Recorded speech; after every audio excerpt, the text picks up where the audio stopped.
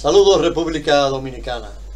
Muchas gracias amigos y amigos por estar en sintonía con La Voz de la Patria, un programa del Partido Patria para Todos y Todas, al servicio de los mejores intereses del pueblo dominicano y de la nación. Hoy es 30 de julio del año 2025. Y hoy es miércoles.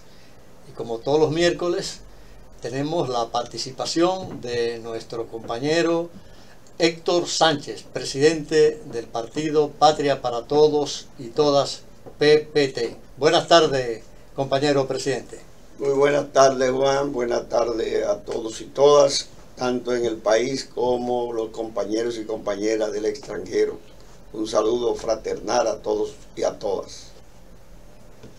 Presidente, en el día de hoy ha salido un titular en las noticias que nosotros queremos que sea el tema sobre el que usted hable y opine. Oiga lo que dice: el PRM celebrará 5 años de grandes realizaciones del presidente Abinader. Dígalo usted. ¿Qué le parece? ¿Cuáles son las grandes realizaciones de este gobierno? Bueno, como tú sabes, todas las cosas tienen sus aspectos, uno bueno y otro malo. Nada es absolutamente bueno ni absolutamente malo. El gobierno en 5 años, ¿verdad?, y meses que lleva en el poder, manejando los presupuestos más altos de la historia gubernamental de República Dominicana, de la historia fiscal del país, incluso presupuesto los últimos 2 años por encima de 1 trillón de pesos, casi trillón, 1.4 trillones de pesos, es una fortuna enorme, ¿verdad? Y un gobierno que además ha cogido prestado en esos tiempos que lleva gobernando. Va a tener 5 años el próximo mes. 5 años, más de 30.000 millones de dólares, que es una fortuna, ¿verdad? Si tú lo calculas, una tasa promedio, qué sé yo, de 60 o 55 pesos por dólar, eso es una fortuna enorme. Es decir, este es uno de los gobiernos que más recursos ha manejado en toda la historia de la independencia republicana de nuestro país. Y por tanto ha tenido oportunidad de hacer grandes obras, grandes, digamos, iniciativas en beneficio de la grande mayoría nacionales. Pero cuando tú haces un análisis exhaustivo del gasto público, en que ha invertido el gobierno, digamos, esa enorme fortuna de más podríamos decir casi 5 trillones de pesos que ha manejado en ese periodo, tú dirías, bueno, pero visiblemente tú tienes que la mayor inversión se hace en educación, pero resulta que la calidad de la educación es pésima. Todas las evaluaciones nos dicen que no hemos mejorado significativamente en la capacitación y en la educación de nuestros niños, nuestros jóvenes. Y aún la educación... Pero hay hasta crisis de aula. Claro, claro. Y el Ministerio de Educación es el que tiene el presupuesto más elevado. Exacto. Y tú te encuentras que se quedan anualmente una cantidad enorme, más de, a veces hasta 100.000 o más niños sin aula, que hay que contratar, alquilar aula afuera para poder completarlo. Diríamos que una de las cosas que pudiese este gobierno evaluar positivo sería la inversión que se ha hecho y que se ha consumido en la educación inicial, primaria y media, ¿verdad? Preuniversitaria. Eso debiera tener grandes logros ahí por la cantidad enorme de recursos que se invierte en eso, pero son muy limitados los recursos ahí. El otro asunto que un gobierno debe poner el mayor empeño si quiere mejorar la calidad de su población es la salud. Educación y salud son la base del desarrollo de los pueblos. porque sin educación y salud no hay capacidad productiva y por tanto mejoría significativa en la producción de bienes y servicios de un país. Es muy difícil. Todos los pueblos, naciones que se han desarrollado, lo han hecho porque han puesto el mayor énfasis, la mayor inversión en capacitar sus recursos humanos y proveerlo de salud. Usted ha hablado, presidente, de las limitaciones, de las fallas Claro. del gobierno en educación y en salud. Y usted como economista, ¿cuáles son las grandes realizaciones en el área económica de estos 5 años del gobierno del PRM? ¿Cuáles son? No, grandes realizaciones tú no puedes ver ninguna. Porque estoy analizando los dos sectores básicos donde pudiéramos encontrar algunos logros. En salud es un desastre, ¿verdad? Ni siquiera el hospital casi terminado, el hospital Morgan, que tenemos, la Iván Nicolás, se ha podido poner a funcionar completo, que lo encontró prácticamente terminado y no se ha podido comenzar, y esas comunidades viven chequeando, porque la inversión en salud es apenas 2.8 del PIB, cuando países como los nuestros, con tantas enfermedades y tantas dificultades, debían tener 6 o 7% del PIB invertido en educación, y aquí apenas menos de un 3%.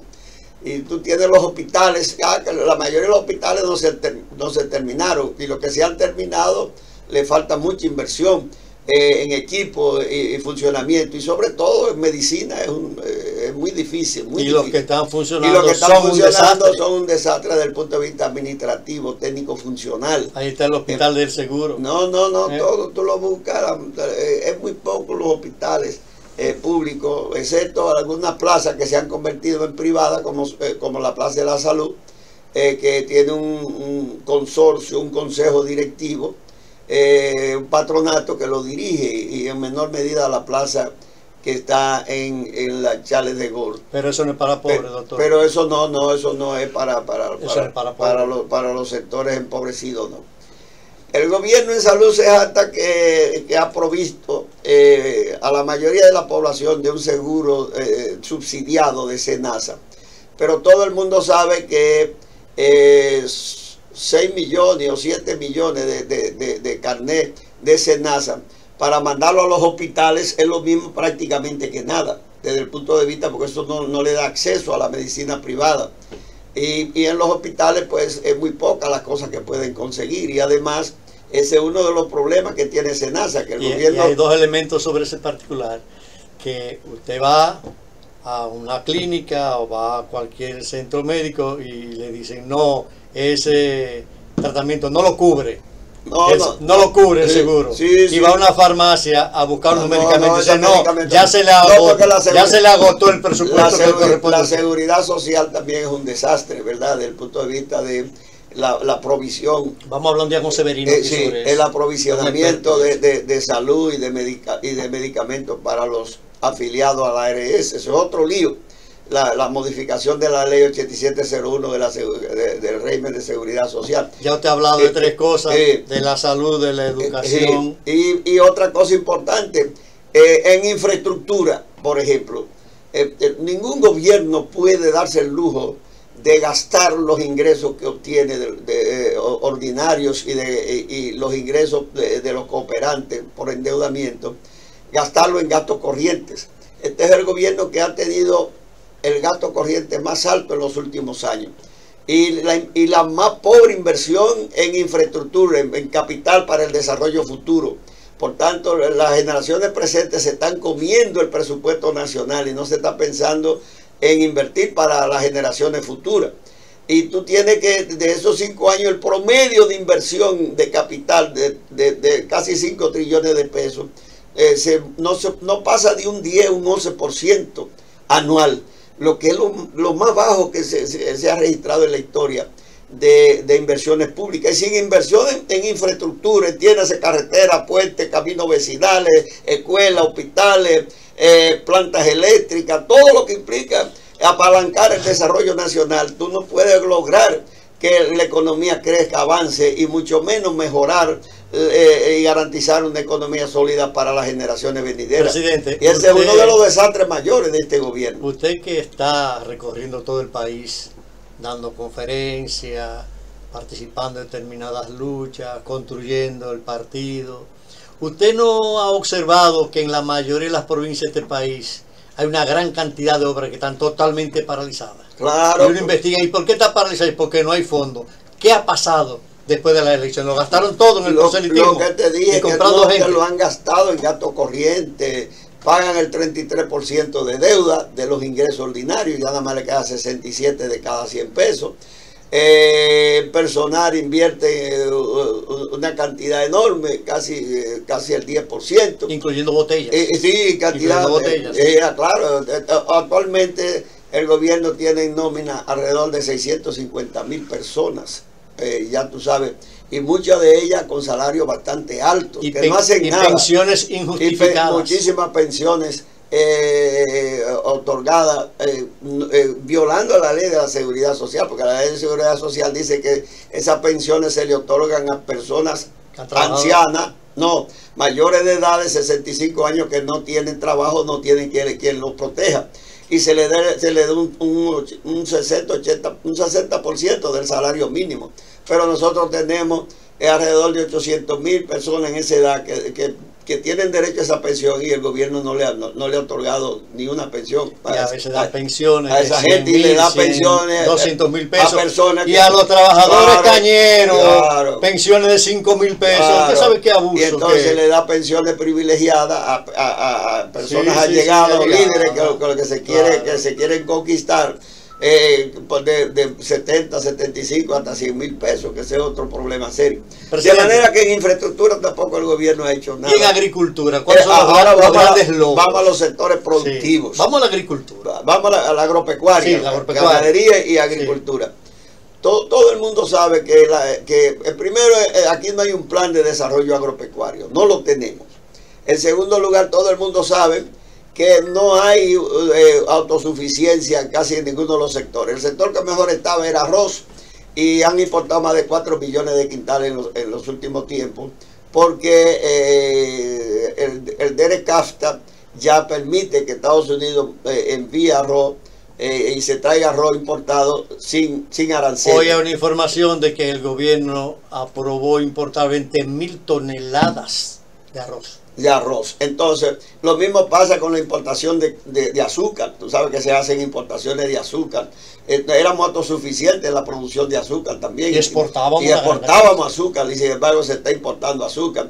Igualmente pasa con los cebolleros que viven protestando, porque cada vez que se va a coger una cosecha se dan permisos de importación de cebolla, y se caen los precios y los quiebran. Y el gobierno no le paga. Y no le paga tampoco, sí, también. Entonces, no hay una planificación en el sector agropecuario.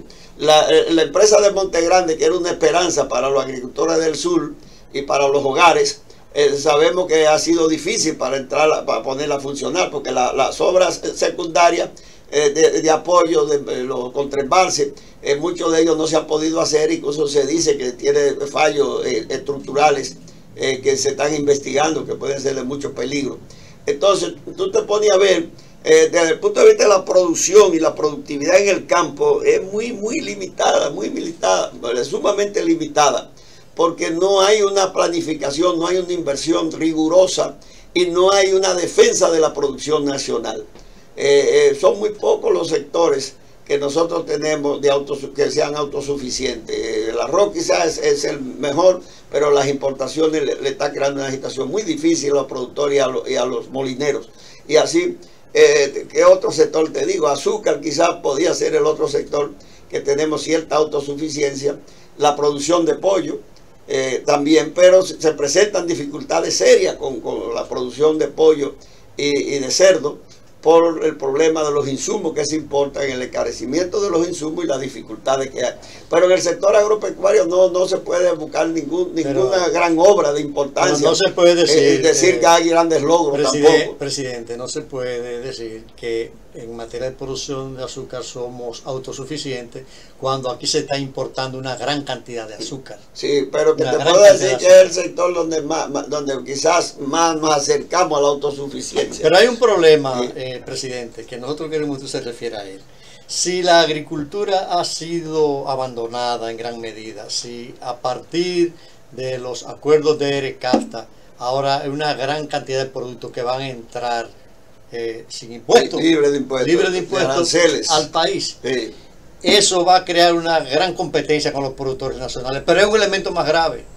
En este país prácticamente hay concesionada en todas las cordilleras, en todas las regiones, a compañías mineras, concesiones de investigación, sí, de exploración, que posiblemente sí, también pueda ser de explotación. Cuando se explote la parte alta donde nacen los ríos, sí, claro, fundamental, ¿qué va a pasar con la agricultura en este país? Sí, sí, no, mira, uno de los problemas más serios de este país y más deleznable, más, digamos, detectable y antipatriótico es la política extractivista minera de entrega de los recursos naturales a los inversionistas extranjeros por parte de este y los gobiernos pasados. Porque un país, lo primero que debe distinguir a una nación es que sus recursos, sobre todo naturales, lo use para beneficiar a su población. Y si usted no tiene capacidad para explotarlo en un momento determinado, es preferible dejarlo, posponerlo para cuando esa capacidad hacia los nacionales lo adquieran y lo puedan explotar. Pero eso es una excusa vana, porque si yo tengo oro, tengo petróleo, o cobre o cualquier mineral y lo quiero explotar y no tengo, digamos, los técnicos suficientes, como yo tengo la materia prima, que ya lo evalúe, que es rentable, yo lo que tengo que hacer es importar técnico y contratarlo con salarios buenos. El mundo está lleno de especialistas en todas las áreas. Claro, y sobre todo mineros, ingenieros mineros de todas partes. Presidente, tú lo importas y lo explotas y los recursos los usas y los vendes para bien de los nacionales, pero no se lo regala a las grandes transnacionales o corporaciones como lo están regalando a Barigol y lo quiere la empresa canadiense cualquier en San Juan. El oro de la Rosario y así todo, porque eso es una política de entreguismo, una política antinacional. Los recursos nacionales deben servir a la gente de ese país y esa es la política patriótica correcta y dejarnos de usar como excusa que no hay capacidad para explotarlo. Mentira. Las capacidades se consiguen, la cooperación internacional se consigue, la ayuda internacional se consigue y se contratan los técnicos para usted explotar el mineral y el recurso natural que usted quiera. Explotaciones que vayan en beneficio de la población, en armonía con la naturaleza y que no afecte a la sociedad. Y que apoye pues sí, porque no todas las inversiones son buenas. Claro, ni todas las minas se explotan. Ni todas las minas se explotan, hay inversiones que matan a la nación, que la destruyen y matan a la población, entonces no es toda inversión. Usted mencionó el caso de San Juan, usted seguro que conoce ese caso de San Juan. Se pretende explotar una mina en la parte alta, se llama El Romero. El Romero. En la parte alta del río San Juan. Y el río San Juan es el principal afluente del río Yaque del Sur. Claro. Si se contamina el Yaque del Sur, se hundió la región sur del país. Sí, toda la agricultura y la población del Azua, Independencia, Barahona. ¿Y qué le pasarían a esas provincias? Claro, si las aguas del río Yaque del Sur se mueren serían inservibles? Ese oro no se puede explotar bajo ningún concepto, ni se le puede permitir a ningún gobierno, porque ningún gobierno está por encima del interés nacional y de la mayoría de la población. A nadie, ese oro hay que dejarlo ahí. Ese oro no conviene explotarlo. No importa que vengan con el subterfugio de que no te tienen ningún peligro, que hay estudios e investigaciones que lo indican. No, eso se compra, todo eso se compra. Como se contrató el contrato que se hizo con la Barrigol, el gobierno de Lionel y después Danilo Medina, y este lo ha mantenido después. Y se hizo bajo condiciones onerosas, porque lesionan el interés nacional. Le regalamos el oro a una multinacional inmensamente rica en el mundo, que lo que nos va a dejar, como lo dejó la Falcon Bridge, hoyos y contaminaciones ambientales, un pasivo ambiental que después no lo vamos a poder recuperar, y el oro se lo van a llevar cuando nosotros debimos seguirlo explotando en la Rosario Dominicana, traer los técnicos, explotarlo y poner una refinería aquí de oro en vez de dárselo como materia prima y multiplicar la ganancia y los beneficios para el desarrollo. Eso lo planteó el profesor Juan Bueno en la década del 60, claro, 60, y eso lo llevó a que le dieran el golpe de Estado precisamente. Sí. El presidente, usted empezó diciendo que todo tiene su parte positiva y su parte negativa. Pero según la narrativa suya de evaluación del presente gobierno, los aspectos negativos superan con creces las cosas buenas que pudo hacer este gobierno en estos 5 años. Sí, sí, yo creo que... ¿Cómo usted valora, en síntesis, cómo cataloga la gestión de Luis Abinader y el PRM estos 5 años? Yo creo que con un mínimo de excepción. Hay más esfuerzo por controlar la corrupción. No es que no hay corrupción, hay más esfuerzo que antes. Eso no lo podemos negar. Pero hay corrupción y tú ves, cada rato explota una situación difícil, ¿verdad? Como explotó en el INAVI en estos días, como explotó el lío de la seguridad contratada en varias instituciones. Hay varios aspectos de... Comenzó con la lotería de que comenzó el gobierno. El que estaba encargado de la lotería, ya ha tenido que cancelar. Todos los meses explota un hecho de corrupción un hecho de corrupción. De manera que, pero desde el punto de vista práctico, de resultado, de mejorar, ¿cómo se mide un gobierno? ¿Cómo si las condiciones materiales y espirituales de la mayoría de la población, entiéndase de los obreros, los chiriperos, de la clase media, si están mejores, iguales o peores que antes? Eso, así es que tú valoras los resultados de un país. Y si la producción del país ha aumentado en cantidad y calidad, esa producción, si la distribución de esa producción se ha mejorado entre todos los componentes de la población y todos los sectores sociales, es decir, que si hay mayor equidad social.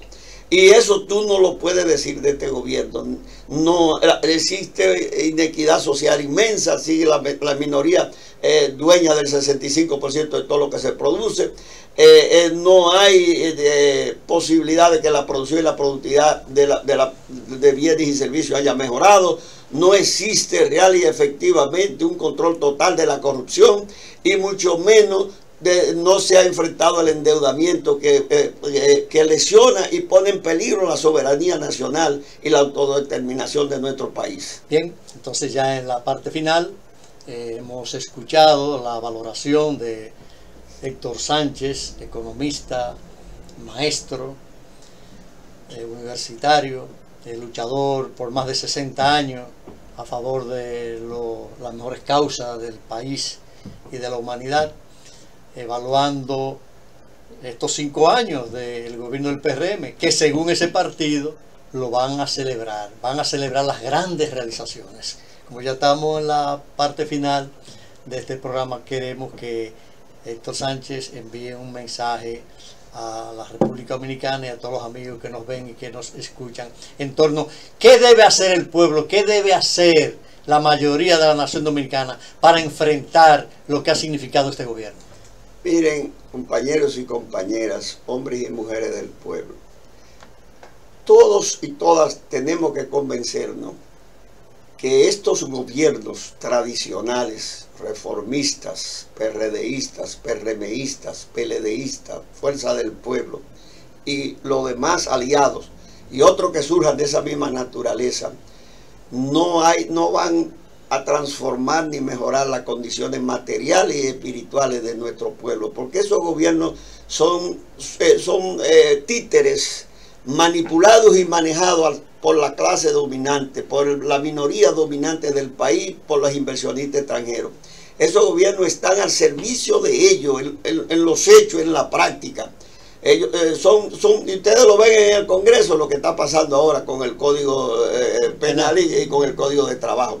Esos gobiernos tradicionales, por esencia, son reaccionarios, son antisociales, son enemigos de la grande mayoría nacional y están al servicio incondicionales de la minoría enormemente rica de la oligarquía nacional y de la oligarquía internacional, del capital internacional.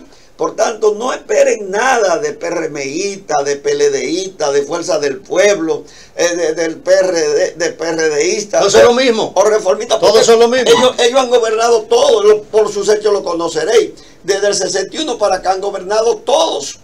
Y ninguno han hecho nada, lo que han hecho es endeudar este Presidente, país, empobrecer. En una oportunidad, una persona me preguntó, dígame una cosa, Juan, y de estos gobiernos, de estos partidos que que usted ha conocido, ¿cuál es el peor de ellos? Digo, todos son peores. Claro, por eso todos iguales, Todos son peores. todos han endeudado el país, todos han metido en la pobreza y en la delincuencia, todos se han hecho aliados al narcotráfico, todos se han hecho aliados a las peores causas, se han arrodillado al poder extranjero, corrupto, han entregado los recursos nacionales, naturales a los extranjeros, a los inversionistas en hoteles, en minas, han destruido esta nación. Pues mira, fíjate, tú todavía estás teniendo apagones después de más de 70 años con apagones. Marrancini dijo ayer que en agosto del 26 ya no van a haber apagones.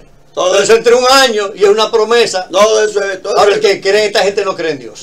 Entonces, ¿qué es lo que te digo? Hasta que nosotros no nos decidamos a construir una fuerza política seria, de hombres y mujeres serios, porque lo hay en el país. Porque aquí hay gente que dice que no, que aquí nadie sirve, que aquí no hay gente seria. Bueno, pues si llegamos a toda esa conclusión, pues larguémonos o enterrémonos todo. Eso no es verdad. La gran mayoría de la gente es seria, es honestos. Lo que pasa es que ese tipo de personas, primero, no están unidos. Y segundo, no han gobernado nunca. Pero lo que tenemos que crear es una gran unidad de los hombres y mujeres buenos, que son la mayoría del país, y formar una organización política seria, honesta, responsable, con criterio claro de cómo rescatar los recursos naturales y ponerlos a servicio de la gran mayoría del país. Eso es lo que hay que hacer. Y concienciar a ese pueblo para que salga de esa esclavitud, de ese dominio ideopolítico que tienen los grupos dominantes y los partidos tradicionales sobre ellos. Y que entiendan que comprándolo con chelitos no van a resolver su problema ni con promesa. Que tienen que dar un salto hacia adelante, aumentar su conciencia, unirse y movilizarse detrás de sacar del poder a esos grupos tradicionales que han demostrado que no sirven para nada, que no van a resolver los problemas del país.